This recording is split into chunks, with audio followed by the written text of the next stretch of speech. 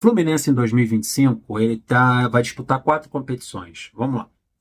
Dia 2 de. Não, dia 28. Final desse mês de março, ele tem um jogo contra o Fortaleza no Castelão, a primeira rodada do Campeonato Brasileiro, que nós brigamos para não cair no ano anterior, no ano 2024. Então precisamos fazer um papel com menos sofrimento nesse ano de 2025. E começa desde a primeira rodada, jogando fora de casa contra o Fortaleza. No dia 2, nós temos a estreia do Fluminense, 2 de abril, a estreia na Sul-Americana, creio eu, que já tem ali, né, já teve sorteio, caímos no grupo F, vamos pegar um clube na União Espanhola, do Chile, vamos pegar o Once Caldas da Colômbia, que é altitude, vamos pegar o São José, 3.000 metros e caramba, 4 de altitude. Então temos o nosso grupo na Sul-Americana e a festinha começa no dia 2 de abril. Então, Brasileirão, que é importante, fazer um bom papel no Campeonato Brasileiro, que tem vaga Sul-Americana, premiação, esse negócio todo, para a gente pagar o bico que a gente estava pagando em 2024. Tem a Sul-Americana, um título que nós não temos, nós fomos vice em 2009. Temos uma Copa do Brasil, que nós avançamos para a terceira fase, e aí começa a pegar no breu. Aí são times mais qualificados e mais difíceis. E tem o Super Mundial no meio do ano. E se a gente passar da fase de grupos, aí solta fogos, comemora, chegamos nas oitavas de finais do Super Mundial. É o nosso papel, passar da fase de grupos para ganhar uma premiação maior.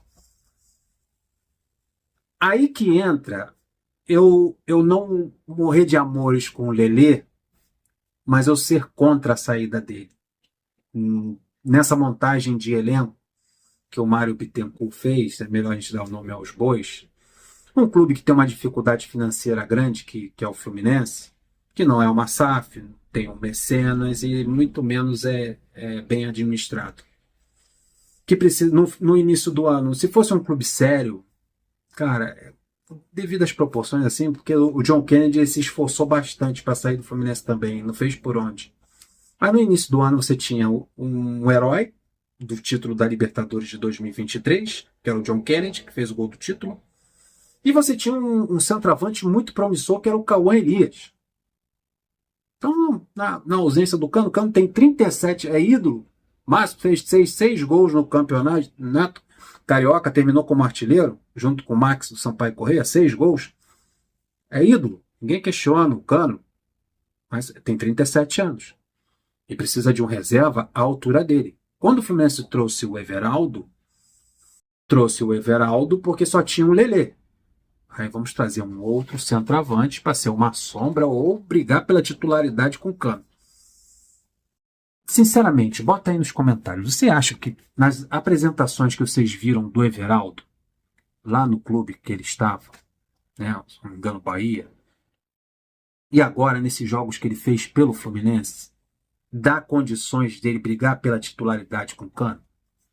Tem ser o novo camisa 9, o centroavante? Você tem a confiança de que caso o Cano se machuque, que aconteceu muito no ano passado, e ele tem 37 anos, o Everaldo vai assumir a titularidade e você vai dormir tranquilo todas as noites? Tem. Eu não tenho essa confiança no Everaldo. Pelo histórico, as últimas passagens dele, nos últimos clubes que ele atuou, ele tem 33 anos de idade, também não é um garoto.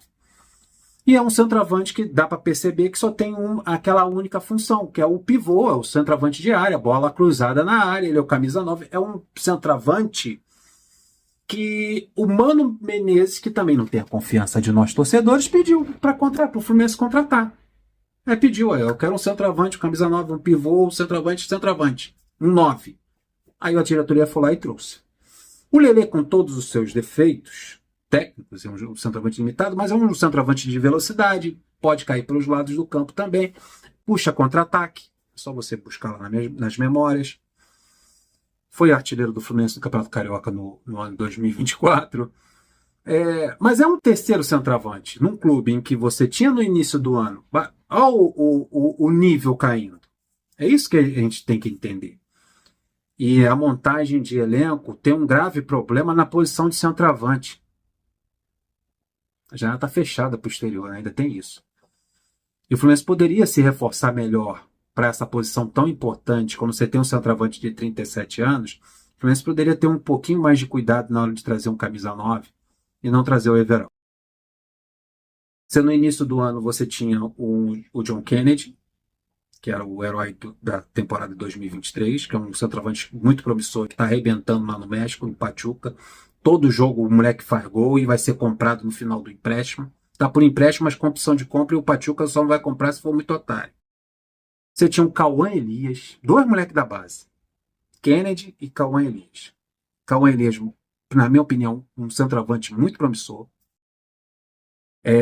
Hoje está no Shakhtar Donetsk. Não serve para o Fluminense, mas serve para o Shakhtar.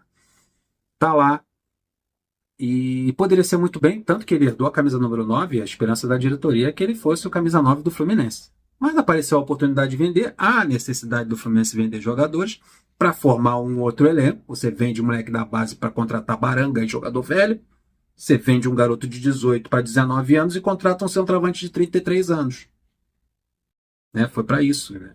A molecada da base, Xerém serve para isso. Ainda mais um clube na casa, uma dívida chegando na casa de 900 milhões, que não é uma SAF ainda, não tem um mecenas e não é bem administrado. Você faz isso com as suas categorias de base. Eu só tenho a lamentar. Então é uma queda muito grande na posição de centroavante, na minha opinião. Acho que se o Cano se machucasse, não pudesse jogar, o John Kennedy poderia ser o titular. Mas tem aquele porém. Aí, que John Kennedy é esse? Que é o centrado, cabeça no lugar de 2023 ou o despirocado? Se o Cano não pudesse jogar, Cauã Elias assumiria a titularidade, como ele assumiu em 2024 e foi muito bem. Foi mal o Cauã Elias? Ele não assumiu a titularidade? Assumiu, fez gol, fez gols. Foi um dos artilheiros do time. Tem como dizer que o Cauã Elias... É que a gente é chato, né? A gente não tem paciência com os moleques da base. Tem paciência com o Otávio, tem paciência com o Everaldo, né? Com o Inácio, com o René, com os moleques da base. Madeirada nele. Porra, bagre para baixo. Infelizmente, não estou dizendo que todos, mas uma parte da torcida pega muito no pé e não tem paciência. Daqui a pouco tem gente chamando o Riquelme também de bagre. Impressionante. Então é isso que me preocupa. Agora você traz o Everaldo para se juntar ao Lelê para ser reserva do Cano. Agora você empresta o Everaldo para o Ceará com opção de compra para ficar só com o Everaldo. E você vai disputar uma Copa do Brasil, que você não ganha desde muito tempo. Há muito tempo que você não ganha uma Copa do Brasil. Você vai disputar uma Libertadores, uma Sul-Americana, que você nunca conquistou. Você foi vice da LDU em 2009. Aí você vai disputar um Campeonato Brasileiro que você tem um trauma da torcida do ano passado, que o time não foi muito bem. E você tem um Super Mundial, porque você precisa pelo menos fazer um papel decente, não ficar tomando coça de time da Coreia e da África do Sul, pelo amor de Deus. Aqui é Fluminense, não é bagunça. Aí não dá para entender isso. Não que o Lelê seja um craque, mas é pensando no elenco e nas competições que você tem a disputar. O problema não é somente o empréstimo do Lelê para o Ceará, que está em vias de acontecer. O problema é de você perder mais um centroavante e não ter a reposição ideal. E a reposição foi o Everaldo. Esse que é o maior problema.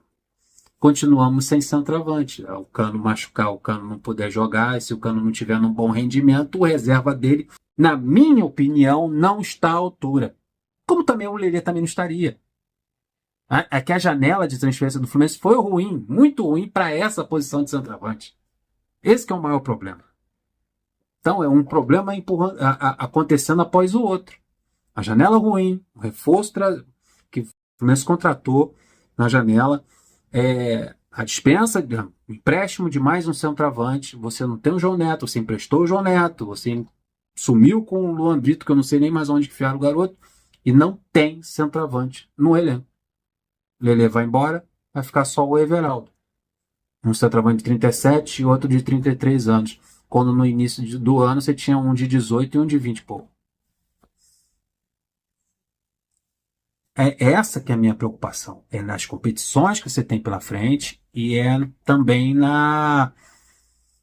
no elenco enfraquecido, numa posição que é tão importante, porque bola na trave não altera o placar. Bola na área sem ninguém para cabecear. Tem que ter alguém para fazer o gol. Que é uma peça importante. Então o Lelê está indo para o Ceará. É lamentável, para encerrar o vídeo, lamentável a atitude do presidente da Conmebol, o senhor Alejandro Domingues, dirigente, presidente da Conmebol, além de ser uma mala sem alça, porque ele faz aqueles discursos sonolentos em todo sorteio da Conmebol, lá da Libertadores, da Sul-Americana, é uma mala sem alça. Falar esse absurdo que ele falou em caso de racismo do jogador do Palmeiras na Libertadores Sub-20, o garoto, novamente, jogadores brasileiros sendo chamados de primatas na arquibancada. É um absurdo isso que acontece. Em quase todos os jogos da Libertadores tem isso. Como também tem outros tipos, né? Como a torcida do Flamengo, dando gritos homofóbicos na arquibancada contra a torcida e jogadores do Fluminense. Também tem isso, que também isso é crime. Gritos homofóbicos na arquibancada. Aí você vê um dirigente, um camarada que deveria punir, um camarada que deveria ser mais enérgico nesse procedimento, em não somente ficar dando multa, porque às vezes o Fluminense já soltou um morteiro, soltou uma luzinha lá na arquibancada, multou o Fluminense não sei quantos mil reais, não sei quantos mil dólares. Quase toda a Libertadores o Fluminense era multado porque soltou um fogozinho dentro do estádio. Aí o cara chega na arquibancada, ofende o outro disso, daquilo, de primata, chama de macaco, e o cara vai lá e dá uma multa, até menor do que o Fluminense recebeu, porque atrasou o jogo, porque teve ruas de fogo. Porra, mano, você tá de brincadeira. Aí tem o dirigente que fala uma merda dessa, o cara é perguntado, mas se os times brasileiros saírem da competição? Daí ele falou assim, não existe isso. É como ter um Tarzan sem a Chita. Porra, mano, não. Fazer uma analogia, né? Tarzan seria quem? A Libertadores? E a Chita seria quem? Os times brasileiros? O que ele quer dizer com isso?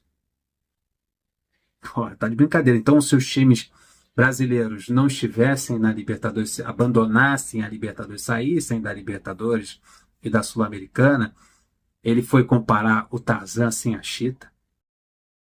Pô, incabível isso. Absurdo. Os times brasileiros precisam se posicionar contra essas palavras do presidente da Conmebol. Cara, é inadmissível isso. Isso falta de respeito, isso habilita, libera as ofensas na arquibancada. Quando você vê o cara que é responsável por punir os clubes se portar dessa maneira, aí, amigo, não tem de onde vir a justiça disso aí. Então os clubes brasileiros precisam se posicionar. Quando o presidente da Conmebol age dessa maneira, que a gente pode esperar dos torcedores. Lamentável. E outra, para concluir, de verdade,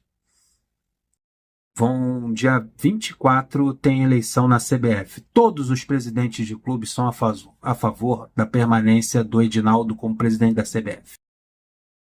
Mário Bittencourt, depois não adianta você reclamar porque o Fluminense foi prejudicado, que o árbitro prejudicou o Fluminense, que tabela, reclamar, fazer ir lá, bater na porta da CBF, reclamar de arbitragem, quando você mesmo votou a favor, chancelou a permanência do Edinaldo como presidente da CBF. Então, não, é igual a federação, igual a FERJ. Fala, reclama da arbitragem, reclama da FERJ, mas está todo mundo lá aceitando o Rubinho como presidente. Não muda nada. Então é papo para inglês ver. O Fluminense foi fundado por um inglês, né? Então tá bom. Deixa o like, se inscreva no canal, até o próximo vídeo. Flui!